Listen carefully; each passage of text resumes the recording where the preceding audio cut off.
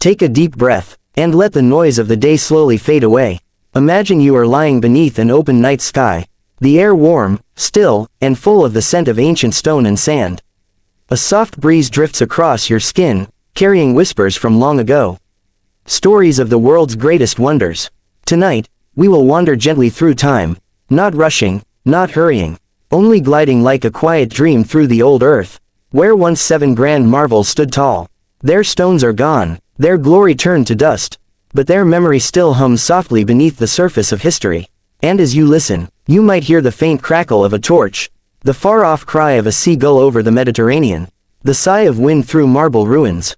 So, let's begin. Long ago, before the world had maps or machines, before electric lights or ticking clocks, there were the 7 wonders of the ancient world.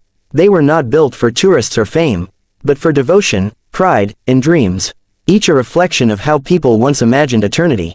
The first of these, and perhaps the oldest, was the Great Pyramid of Giza. It rises even today, a mountain of human effort under the Egyptian sun. If you stood there now, the heat would press upon you like a living thing, and the stones, smooth once, now rough with time, would gleam with golden dust. The pyramid is the only wonder that still stands. The others, well, they sleep beneath centuries of change. But here, in the quiet, we can travel back, and see them as they once were, bathed in light, alive with voices and footsteps, each a world of its own. Close your eyes, and imagine the hanging gardens of Babylon. No one knows for sure if they truly existed, but the dream of them lingers, as if planted in the mind like seeds. Picture lush terraces rising tier upon tier, where cool water spilled from one garden to the next. In a land of heat and dust, olive trees and date palms swayed in the desert breeze. The air smelled of jasmine and cedarwood, and somewhere, perhaps, a queen smiled, finding shade beneath a fig tree built for love. It's said the gardens were made for Queen Amidis, who missed her green mountains far away. Her husband, King Nebuchadnezzar, built them to remind her of home. Engineers of Babylon lifted water from the Euphrates River, with devices of stone and rope, a miracle of ancient science. And in the cool dawn, you could have heard the whisper of fountains, the rustle of leaves, and the hum of life high above the dry plains. But time, like the desert wind, takes all things in the end. The gardens may have dried, their terraces turned to dust, the river changed its course, the walls crumbled quietly, and the green dream faded into legend. Now, drift a little farther west, across the seas, to the grand temple of Artemis at Ephesus. It stood near the coast of what is now Turkey, a temple so vast and graceful, that travelers from all lands spoke of it with awe. By torchlight, it gleamed white as the moon.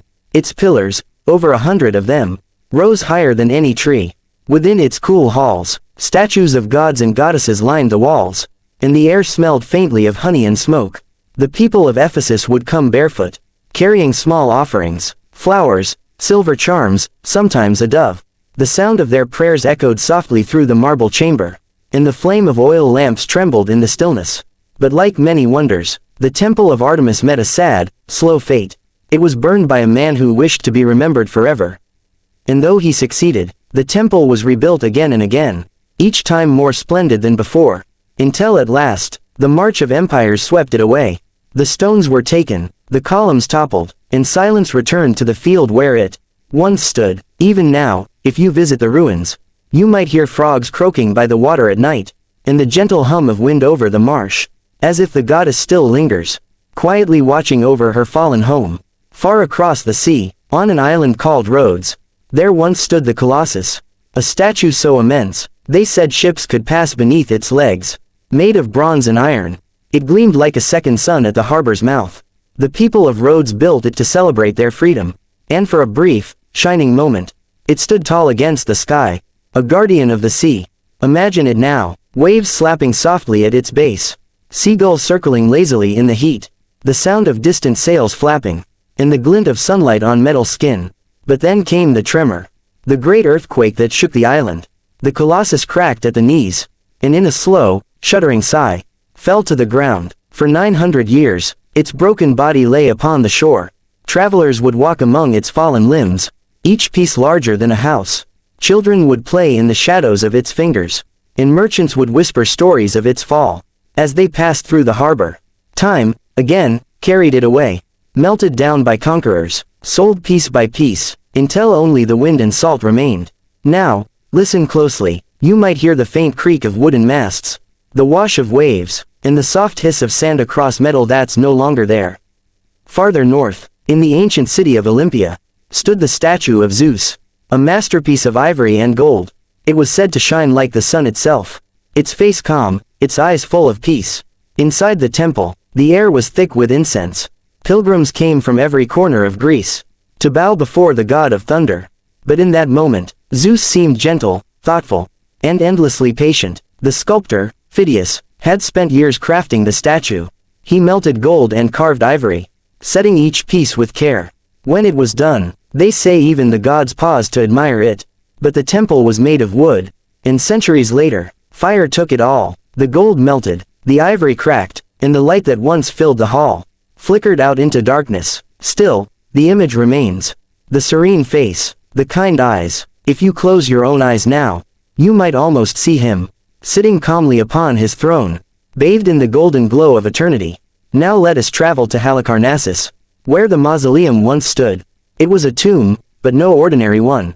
Built for King Mausolus and his queen, Artemisia, it rose like a marble hill above the city, adorned with carvings and statues.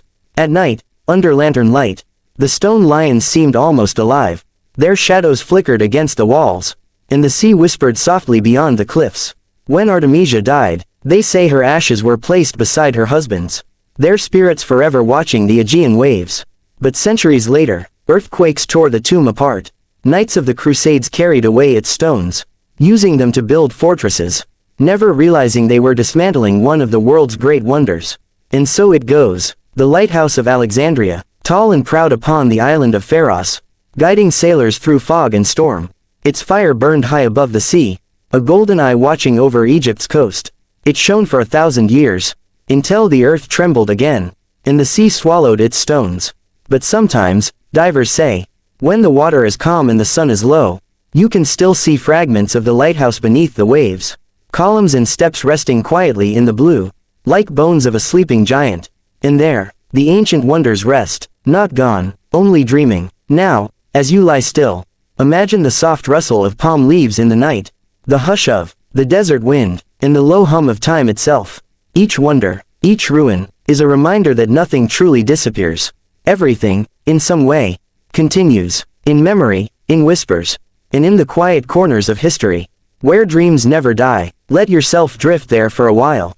Let your thoughts wander gently, like sand through fingers. The ancient world is still breathing, slowly, softly, beneath the dust, and as the last echoes fade, you may feel your eyelids grow heavy, the story dissolving like mist over stone.